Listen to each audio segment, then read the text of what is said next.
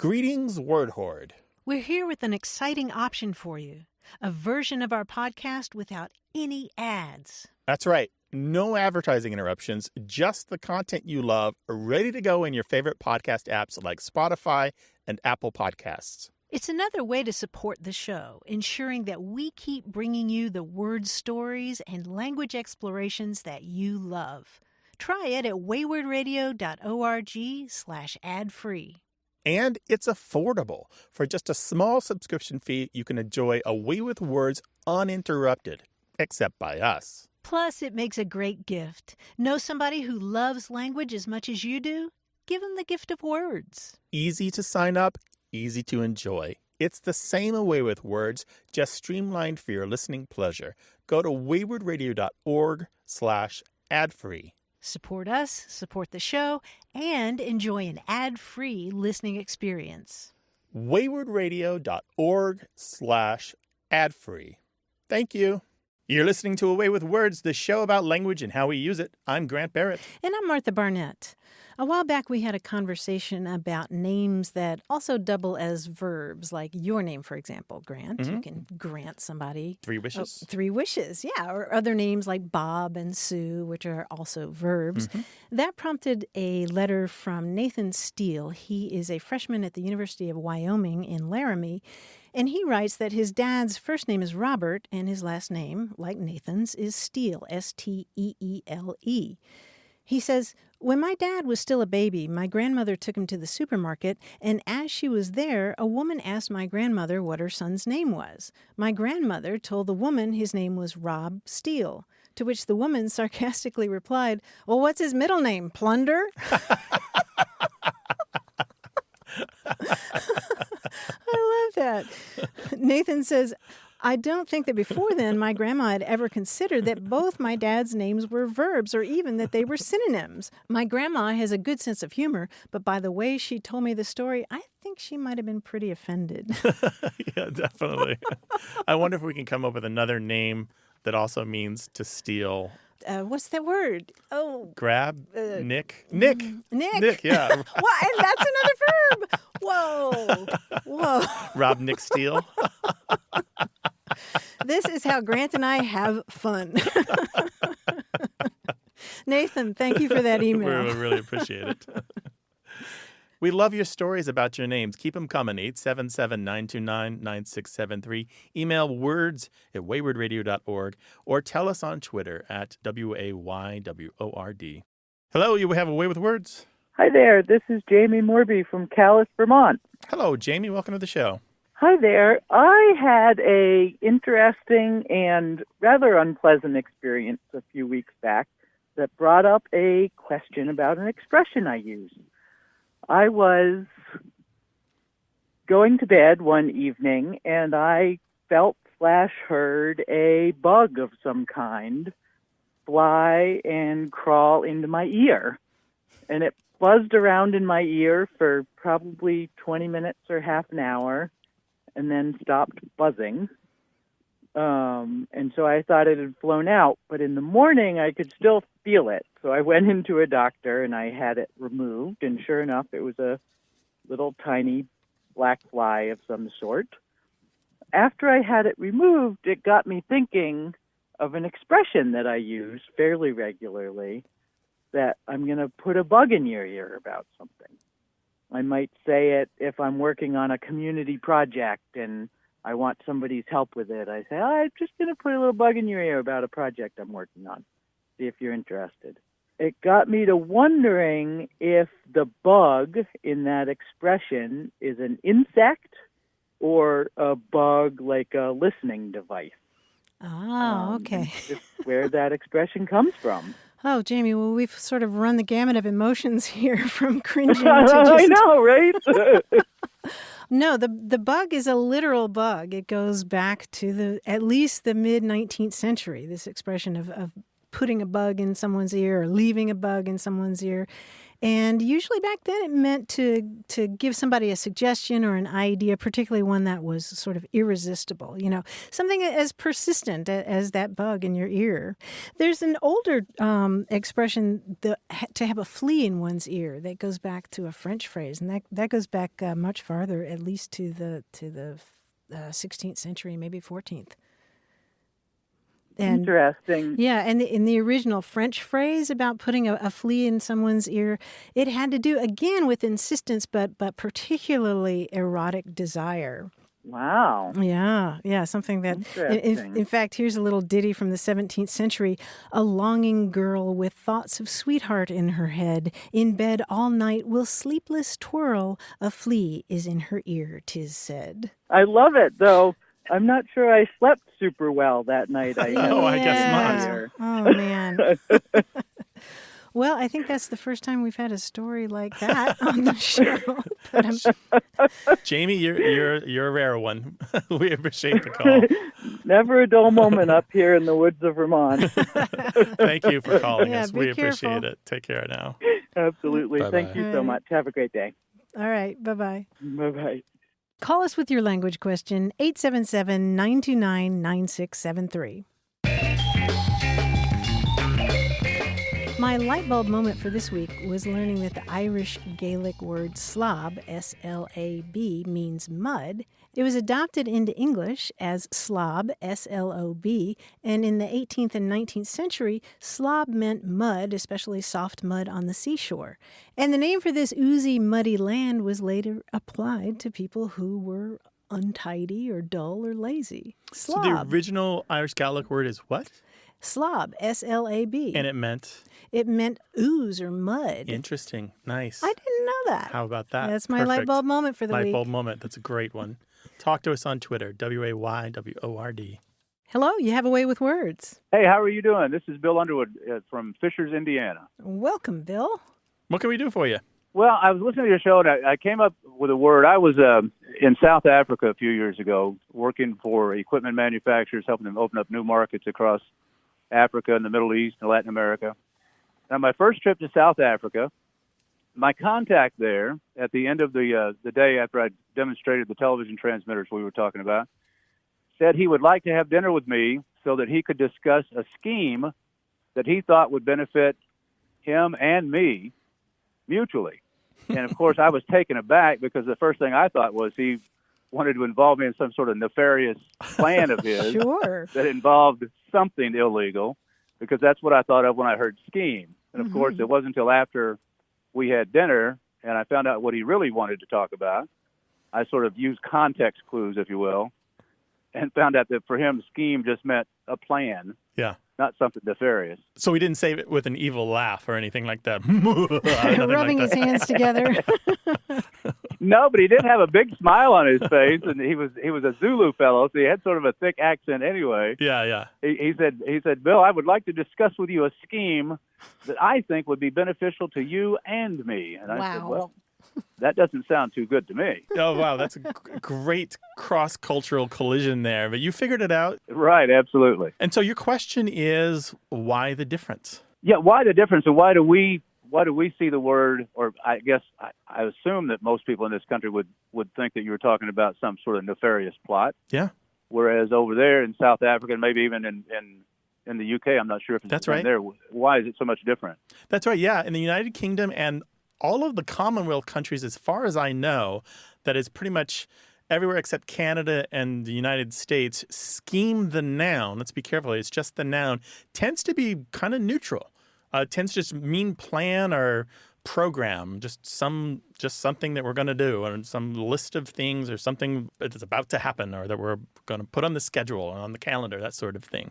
Now, you can put value on it. You can come up with a negative scheme. So this is his scheme to take over the world. Certainly, you can have that in the United Kingdom or South Africa as well.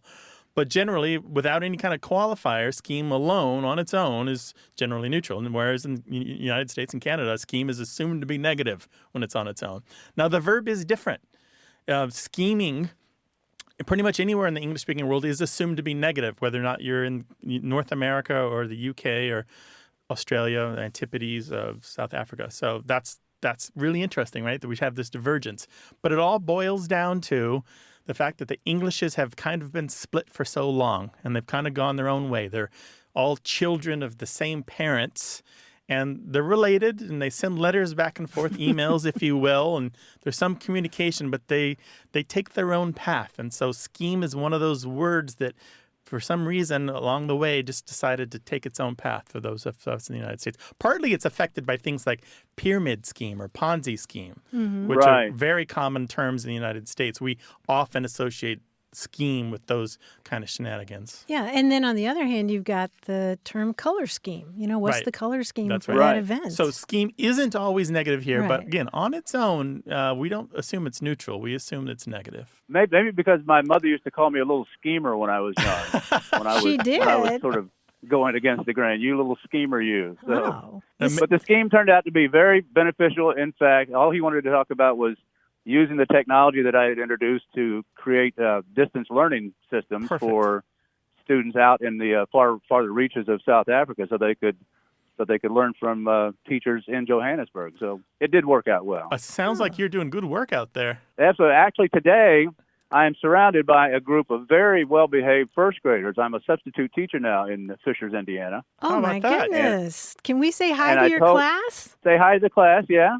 Hi, class. Hello. There you go. I told them to be extra quiet when Colin said, I thought I heard some noise there. I said, they promised to be quiet, and they have been. So thank you, children.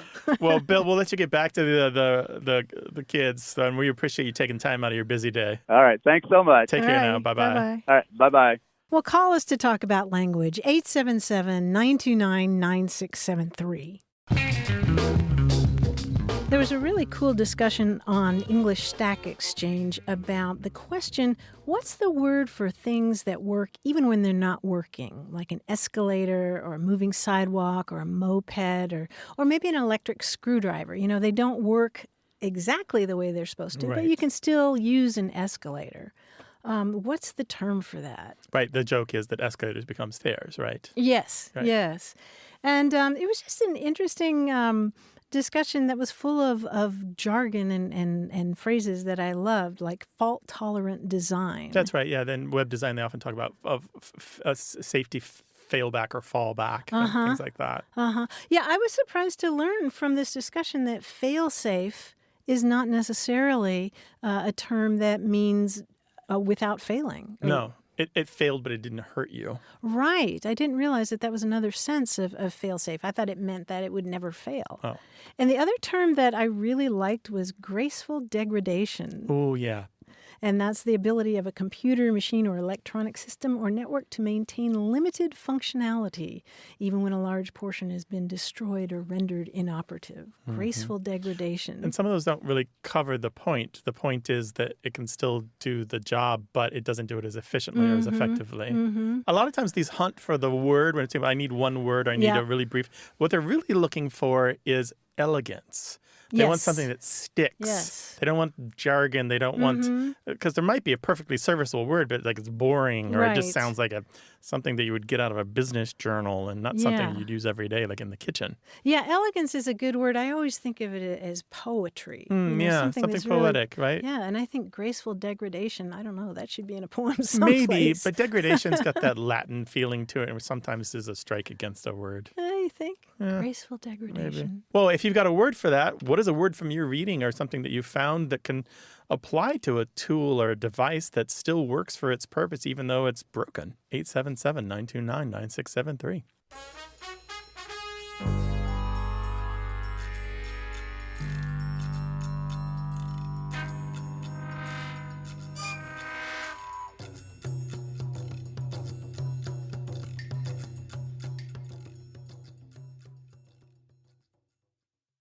Got a minute? We need your help. Head over to gum.fm/words and share your thoughts in our quick survey.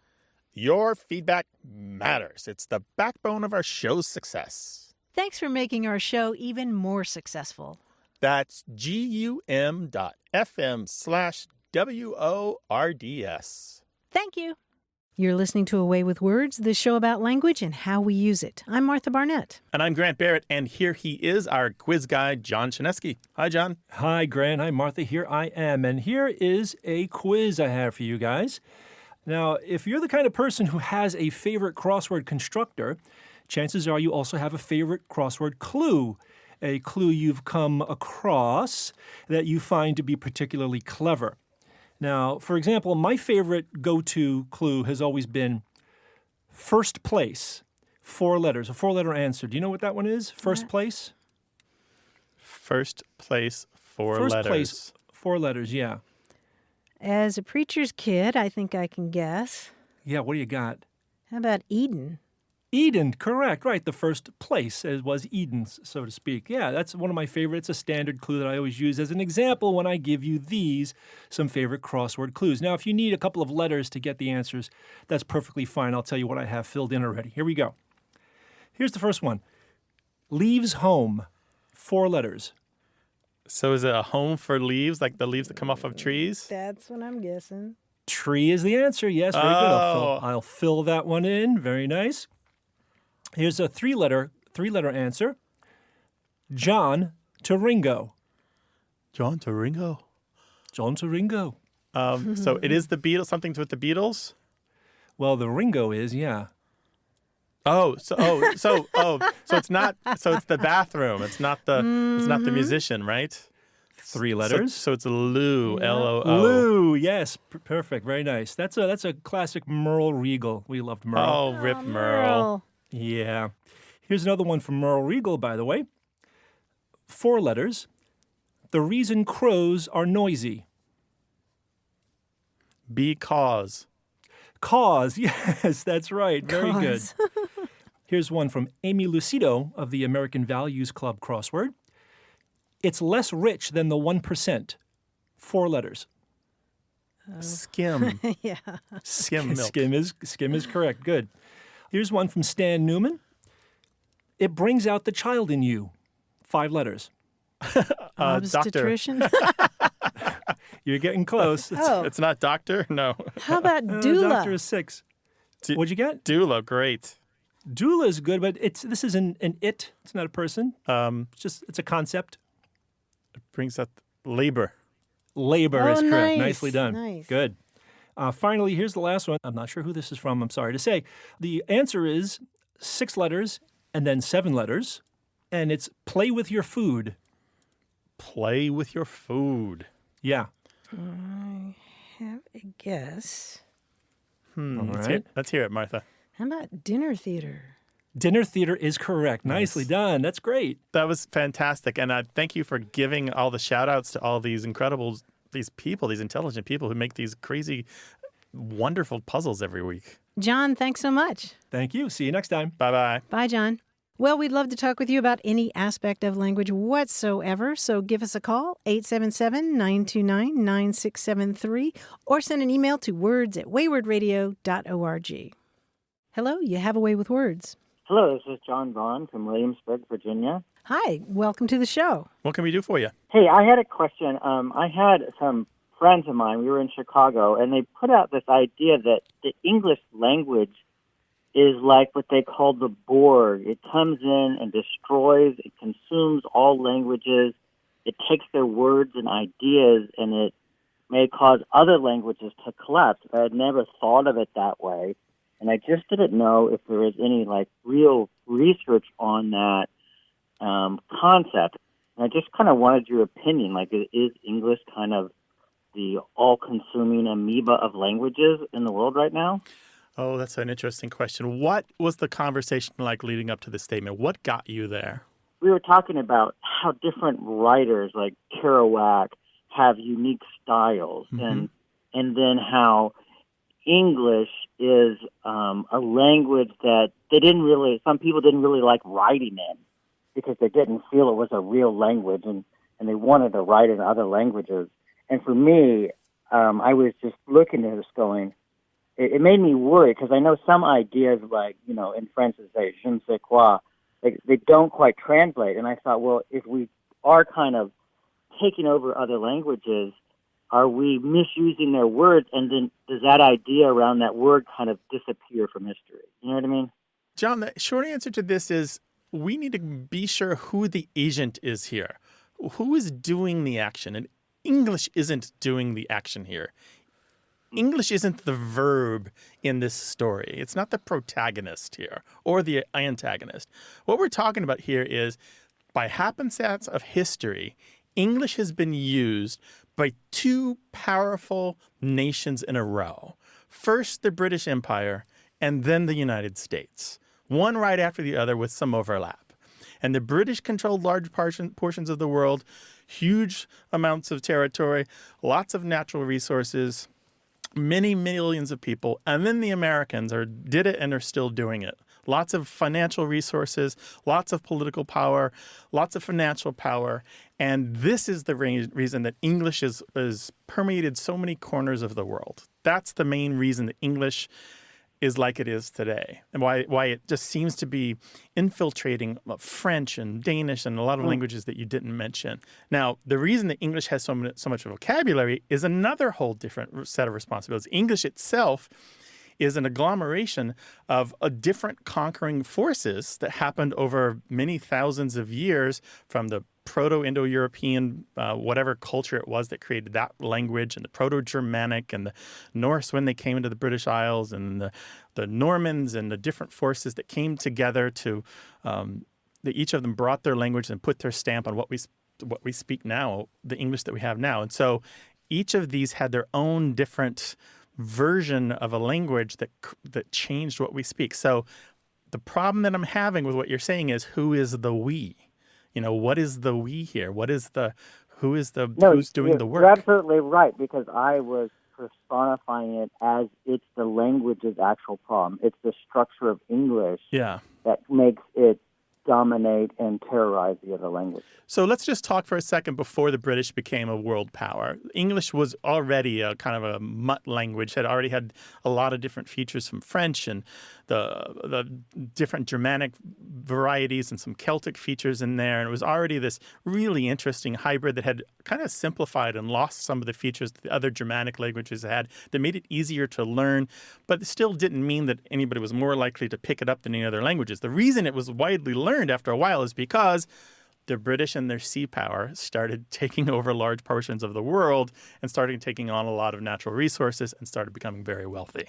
And that's the reason that English spread. It could have just remained this tiny little language spoken in just these few isles if it wasn't for the power of the British Navy.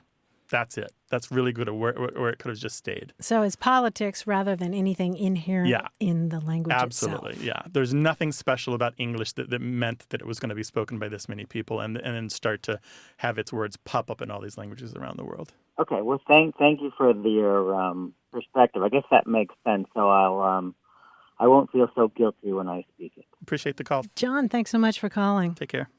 877-929-9673.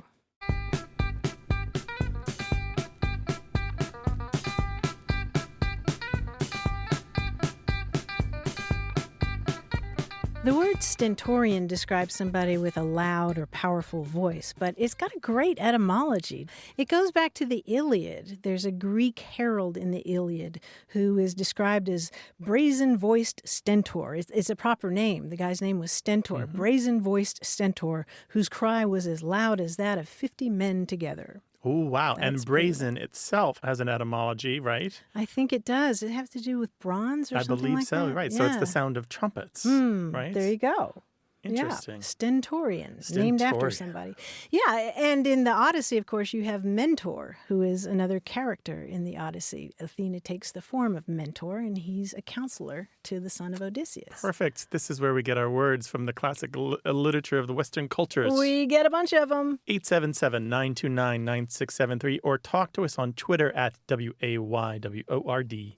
Hi there. You have a way with words. Hi, Martha. This is Marcy, and I'm calling from Fort Worth, Texas. Welcome. What can we do for you? So I grew up in South America in Chile, and we got there when I was a little baby, and so I'm a native Spanish speaker. And in Spanish, you roll your R's with quite a lot of words, and I was talking to my daughter, who is frustrated that she can't roll her R's, and I started thinking, why is it that some people can and some people can't, and how that works, just phonetically, because both my parents got there as adults as well, and they have a harder time, but some people can do it and some people can't. I was just curious about why some people can roll their R's and why some people can't. How old is your daughter? She's 10. Okay. And I have sadly not taught her how to speak Spanish, so I'm sort of beating myself up for that too. We'll get there. So she's not learning Spanish at all? No. My theory is I'll send her to Chile for a year, and she can do exchange program, and it'll just all fall into place. Oh, that sounds like a gift. No, there's a lot of children that have a problem with that, even in Spanish-speaking countries, and it's one of the top things that children in Spanish-speaking countries go to speech therapy for, to learn how to trill their R's. Oh. Yeah, it's very common, as a matter of fact. And there are adults that can't do it either, and they're often seen as sounding foolish when they just can't help it because it's just something that their tongues won't do. Mm-hmm. Right. Just like there are other things that in any other country that mouths may not be able to perform. We're not all capable of the same things with our mouths. Rhotacism is the word that you're looking for, RHOTACISM. You can look that up and see all the different ways that it can manifest and all the different solutions that people have for it. Mm-hmm. But there are some dialects of Spanish where they don't roll the R's, even though they do in other dialects of Spanish. So carro with a double R might sound like cajo in some other dialects. Yeah. Or even in some Caribbean varieties of Spanish, it might sound more aspirated, like cajo, like something like that. Oh, interesting. It's very interesting. More like a French R rather than a traditional Spanish trilled R. So interesting stuff. But yeah, it's incredibly common for people not to be able to trill their R. And you can go to speech therapy for that. It can be solved for a lot of people. Did you grow up learning that song with the carro and the, what is it? R con R, cigarro? Yes, and ferrocarril, and you have to say all the little words, Yeah, I would think that would be really helpful. Yeah, maybe I'll try and find it for her so we can start singing it. Yeah, that seems to be the one that teaches lots of little kids. Mm-hmm. Yeah, well, good luck with that, and I hope she does get her year in Chile. That sounds fantastic. Yeah, I hope so too. Who wouldn't want a year in Chile? All right, thank you so much. Bye-bye. All right, bye-bye. Bye. Thanks, Marcy.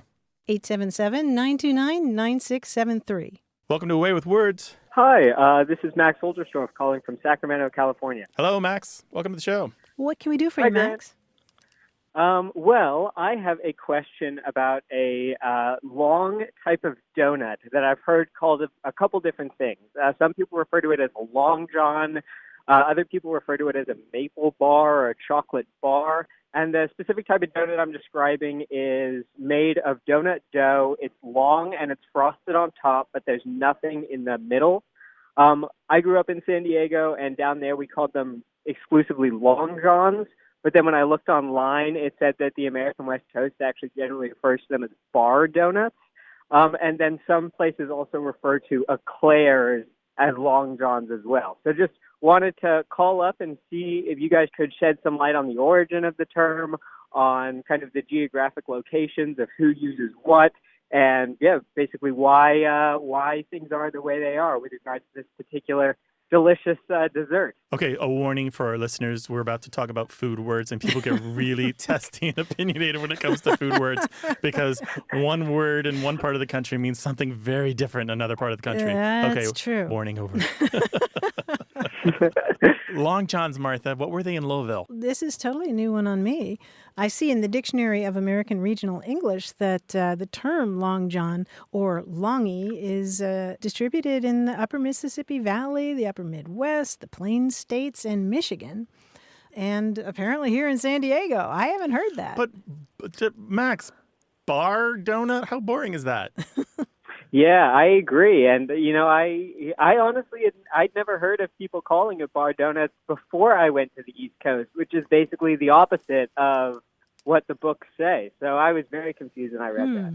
I can also tell you that maple bar and maple stick are pretty much limited to the West for this same kind of pastry. But they'd have to have maple on them to be a maple bar, right? Yes. And do we know the origin of why it's called a long john? Well, I think that it's sort of like other terms like long johns for underwear. I mean, it's just something that happens to be long. And so John is just kind of a generic. It's a generic placeholder for a noun then. Yeah. Did you have some other hypothesis about that? No, I looked it up, and obviously most of the stuff on Long Johns online really referred to the underwear, and so I got a bunch of background on that, but couldn't figure out why the donut would be called that as well. It's something that happens to be long, notably long. So the point of contention here that I've heard the most is whether or not long johns are filled. Some people argue about that they should not be filled. Some people say they're filled, but only with custard or cream. If you put jelly in them, they're not long johns anymore. Some people say if they're filled, then they're eclairs. Some people say eclairs are something different. So they're only the Frenchy fried things with the little crispy edges, and it's very complicated. So, Max, what's your position on that? Well, so I actually don't know what it would be called if it's filled, but then still made out of donut dough, because I've never come across that before.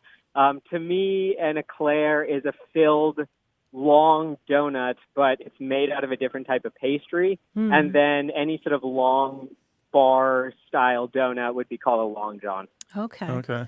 And does it have icing? Definitely has icing. Okay. Well, you know what? We're going to hear from a lot of people with a lot of opinions. I'm sure. Donut words, though. Yeah, can we leave our postal address and people can just, deliver? Yeah. So just schedule examples? these out. Donut deliveries, one a day for the next 52 weeks. All right. Well, I assume we'll get to the bottom of it then. We appreciate the call, Max. Take care. Great talking to you guys. Love the show, and thanks so much. Bye-bye. Bye. So long johns, they're yeast dough, right? I think so. Icing on top. I gather. And filling maybe. Yeah, that's Filling probably, maybe. a point of contention. I was searching our email. We got an email a while back from another listener, Tom in Oshkosh, Wisconsin. He said he grew up there in the 40s and 50s, and he said he knew of a place that called them Chicago donuts. And he remembers it from one bakery in town, but he's not sure he's ever heard it outside of Oshkosh. And he wondered if Chicago donuts as a term for long johns was more widespread. So I thought I would throw that in there too and see if anyone else has ever heard of long johns being called, quote, Chicago donuts. So anyway, we're interested. What's a long john to you? How would you define it? And do you have other names for them? 877-929-9673. Email words at waywardradio.org and start the fire. Start the debate on Twitter at WAYWORD.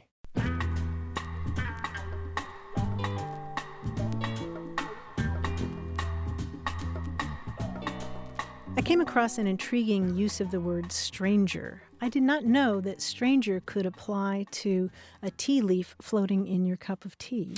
I had heard that, but it has been a really long time. No, a really long. I think I learned that from was it a Dorothy L. Sayers novel or something? I think there was somebody getting a reading in some mystery novel when I was much younger. Oh, that's I don't so know. wonderful. Yeah, that's great. I don't know. Of course, then I went and read a whole lot about tea and superstitions involving tea, and the phrase "Shall I be mother?" Do you know this one? No. This is a saying that apparently the British say when they're offering to pour tea. Shall I be mother? So is this from when you played house as kids? Yes, and apparently you so. Put out the child's tea sets and shall I be mother? Yes. I mean, there are different superstitions involving that. Nice. But I ended up on YouTube looking at a clip from The Iron Lady with Meryl Streep. And she's sort of dressing down an American diplomat. And then she stands up and says, "Shall I be mother?" And the diplomat is looking at her like, "What?" What are you saying, She says, lady? "Tea." Uncouth Americans, they understand nothing. Shall I be mother? 877-929-9673.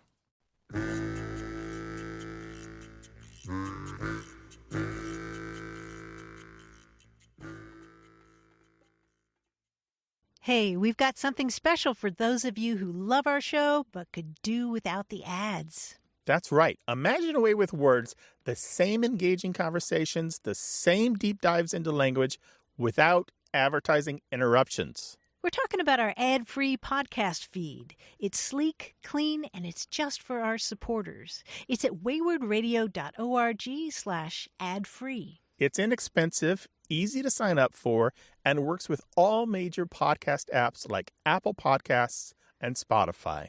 It's an affordable way to support the show and get a seamless listening experience. And if you're feeling generous, why not give a subscription to another Away with Words fan? That's waywardradio.org/ad-free. Sign up today. Your support means the world. waywardradio.org/ad-free. Thank you. You're listening to Away with Words, the show about language and how we use it. I'm Grant Barrett. And I'm Martha Barnett. We asked you to send us your workplace jargon, and boy, did we get a boatload from Katie Driscoll. She's from East Thetford, Vermont, and she works in a NICU, that is a neonatal intensive care unit. And I'm just going to read it because it's practically poetry. Term primip in BP19 that might be a doorbell. The strip was concerning, so the room's set up. We have a team in the Panda room ready for the 26-weeker. She wasn't pre-treated, so expecting to surf, then extubate to NIPV. The giraffe is warmed up and ready. Jones is a grower feeder now, so she got moved to the carpet. She's still having A's and B's. And the Smiths did well in the koala, so should head home today. Did you get any of that, Grant? We've talked about primip on the show before, but the rest of it, I could make some guesses, but why don't you explain the whole thing to me? Okay, well, a primip is a woman who's experiencing her first delivery, right? As we discussed. BP19 is a room on the birthing pavilion. Okay. They have different numbers. The doorbell is the alarm that the birthing unit sounds if they need a whole team to tend to the infant all at once. And the strip is the recording monitor of the infant during the mother's labor. So term primip in BP19, it might be a doorbell. The strip was concerning, so the room's set up. Gotcha. The Panda room, I love that. The Yeah, Panda that's room nice. is the preterm and newborn diagnostic area. It's an acronym, Right. and it's the place where you assess and stabilize an infant that more than likely will need to be admitted to the NICU. Katie says, we used to call it the resuscitation room until a parent pointed out how scary it sounded. And the giraffe is a bed that maintains a specific heat and humidity for the infant, and that is a brand name, Giraffe. And that shift report also included the expression surfing and extubating to NIPV. That means placing a breathing tube, instilling a surfactant into the lungs. That's a substance that helps the lungs work better. And then removing the breathing tube. NIPV is non-invasive positive pressure ventilation. And then later on, she's talking about Jones is a grower feeder now, so she got moved to the carpet. That means that it's a baby that still needs close monitoring, but is considered stable. And they may still have A's and B's, which is apnea and bradycardia. Mm-hmm. We know apnea, Sure. Difficulty breathing, and bradycardia is a slow heartbeat. And I thought this part about the carpet was really interesting, moving to the carpet, because the more unstable infants are cared for in a room with a tile floor. And when they become more stable and need less equipment, they're moved to another area that has carpeting. And Katie writes, it was parents who first referred to being moved to the carpet as a big positive change or graduation. The move is physically less than 50 feet away, but it's such an important move for the parents. I love that, moving to the this carpet. is so fascinating. All of this. I think part of the appeal is that they're trying to use language that's not going to alarm parents. But they're still doing their jobs, and they're doing the job of shortening these long ideas. Yes. They can't express these ideas fully, so they have to shorten things. Right, which one does with jargon. Mm-hmm. And finally, the Smiths did well in the koala and should head home today. Another sweet, fuzzy word, the koala. It's a slang term that's specific to that hospital because it's a room next to the unit that was set up with funds from the Quechee Lakes Landowners Association, or QLLA, which sounds like koala if you say it fast. I love giraffes and pandas and koalas. Yeah, I know, right there. That's yeah, nice. You got to feel a little So bit they've done better. what they can to soften it and to reduce the overall impact of the scariness and the sterility of the jargon, and yet you still get a feeling of the expertise behind the jargon, right? The learnedness that's back there. These competent people all coming together for this common effort of helping these kids turn into fat bouncing babies. Right. And the utility of it. It just lets you communicate really quickly. Right. Bam, because bam, it's bam. Lots of stuff is moving really fast. Yeah. Wonderful thing. And I know that there are lots of jobs out there that have a language just like that. We'd love to hear your story. What's a few minutes like in your job? What's the jargon like? We'd like to tell your story. 877-929-9673. Or send that email to words@waywardradio.org. Hi there. You have a way with words. Hi. This is Rhonda from San Diego. Hi, Rhonda. Welcome to the show. What can we do for you? We have flies come in our house every so often. Just Flies? And flies, they sneak in from outside when the kids go in and out. So like a house fly. But there was a really large one that came in our house one day, but it was a specific type of fly because I had looked it up. But my husband said, "Oh, there's a horse fly." I said, "That is not a horse fly. It's a flesh fly," because I had looked it up.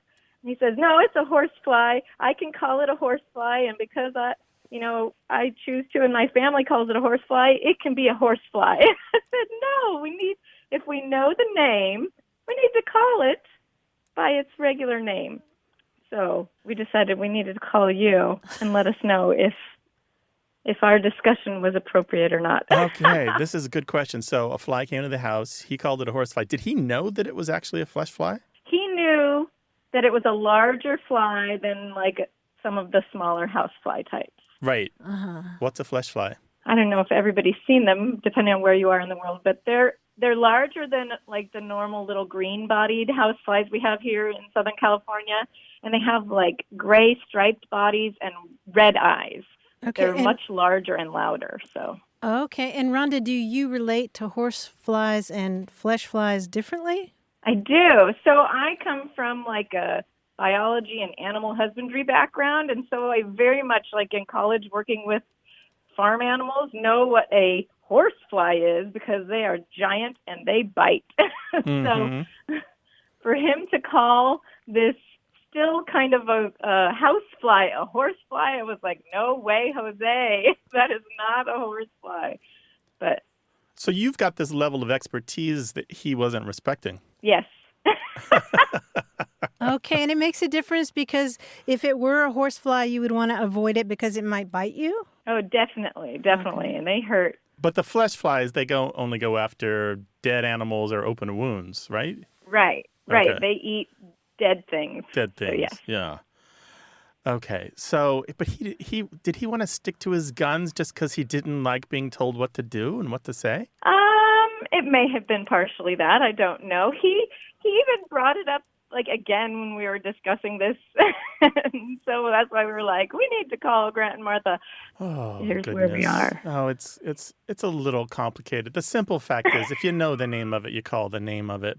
But all right, I'm gonna give him a little tiny out. Martha, what do you think? You know what? I think I call any large fly a horse fly, sort of like I call any large pill a horse pill.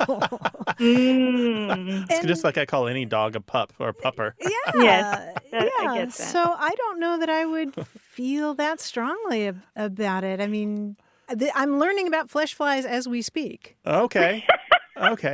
Now I grew up part of my childhood in the country and knew something about horse flies coming into this conversation. Flesh flies I only know from reading, and I think maybe the James Herriot books about the veterinarians in Yorkshire in the UK, but they call them different things there. But yeah.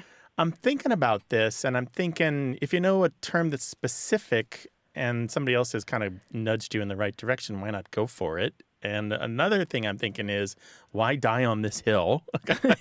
Yeah, I was wondering about that one. Save it for the big issue. And the third thing I'm thinking, though, is linguistic, or actually lexical. These common names for creatures really tend to be very broad. There are a lot of different critters that get the name housefly. Most of them are under one family.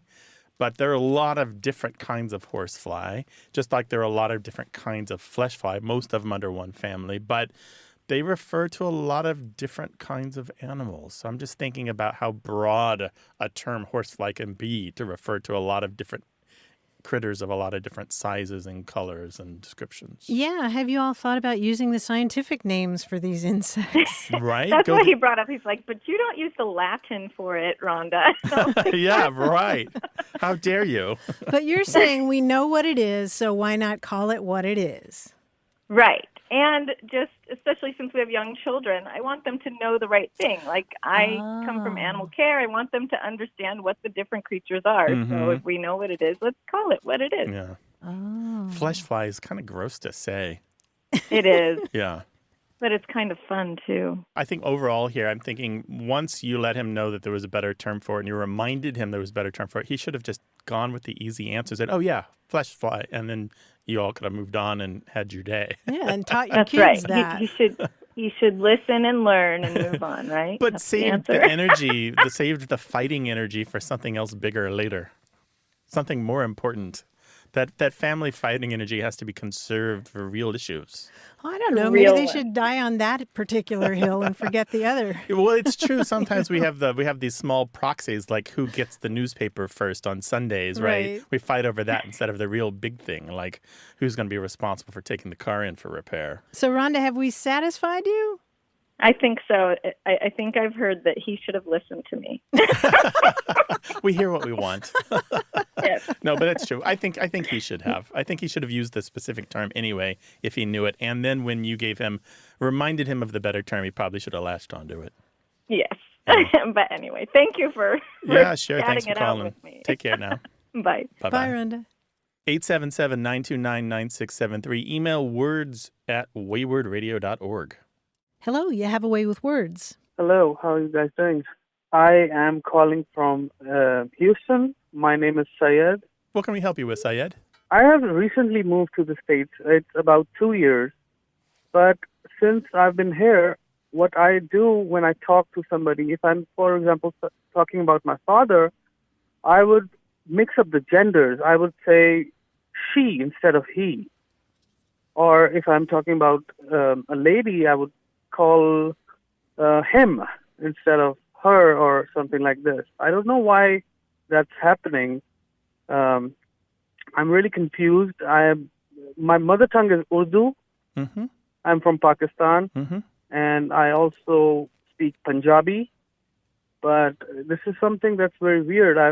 I think I understand good English. I can speak right, but this is the gender mix-up is something that I am really confused about. I don't know why that's happening to me. Syed, your English sounds great to me for somebody who's been in the United States for just a couple of years. I assume that you studied English in Pakistan as well? Yes, I have, but my English is at this stage just because of the movies I've watched Yeah. Is that right? all the time. That's a great Hollywood way has impacted me, and I've read books Yeah. that helped a lot. Mm-hmm.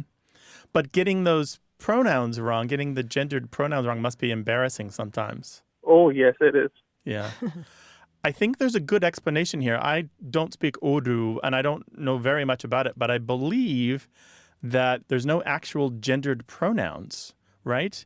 So yes. in English, Yeah. we say he and she, like he went to the store and she went to work, that sort of thing. But in Urdu and Hindi and related languages, you don't. It's the same pronoun regardless of whether you're speaking about a man or a woman, right? Oh, yes.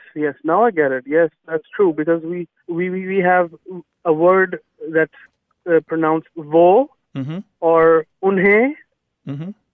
or usko. So these are the words that you know they don't have gender thing going on with it. Right. You might have grammatical gender, but it's not actual gender. It's not actually Yeah. referring to a man or actually referring to a woman. And so it's hard to make that move where you now have to think about this information in a new language and be conscious of that. I know that when English speakers then go to other countries where we have to do things like think about I'm thinking about different cases, for example, attached to verbs where we have to think about location when we're conjugating verbs, like where a thing is in order to come up with the proper conjugation verb. Our minds are blown because ordinarily in English, we don't have to think about location when we conjugate a verb. It's just very difficult for us. Yeah, or just matching the gender of an adjective to a noun. Yeah, the grammatical gender, not the actual human gender, not the male-female gender. Yeah.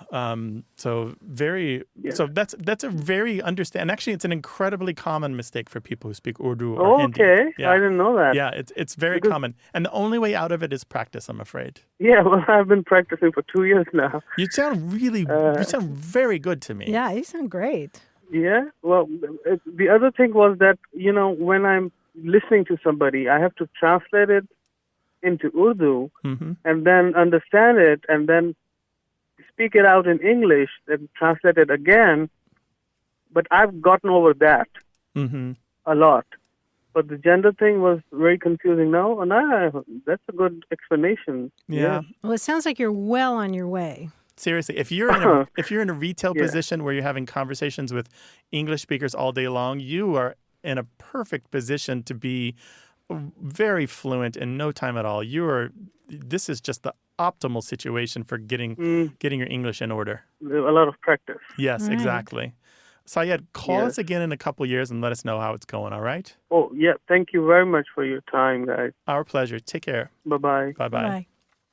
Well, we loved hearing Syed's story about language, and we'd love to hear your experiences with language. So give us a call, 877-929-9673, or send your questions and stories to words@waywardradio.org. Hello, you have a way with words. Hello, this is Don Thompson from Mundy, Texas. All right. Well, Don from Mundy, what can we do for you? I've heard this saying a few times, and I've always thought it was a great saying, and it said a lot. And the phrase was, you can put your boots in the oven, but that don't make them biscuits.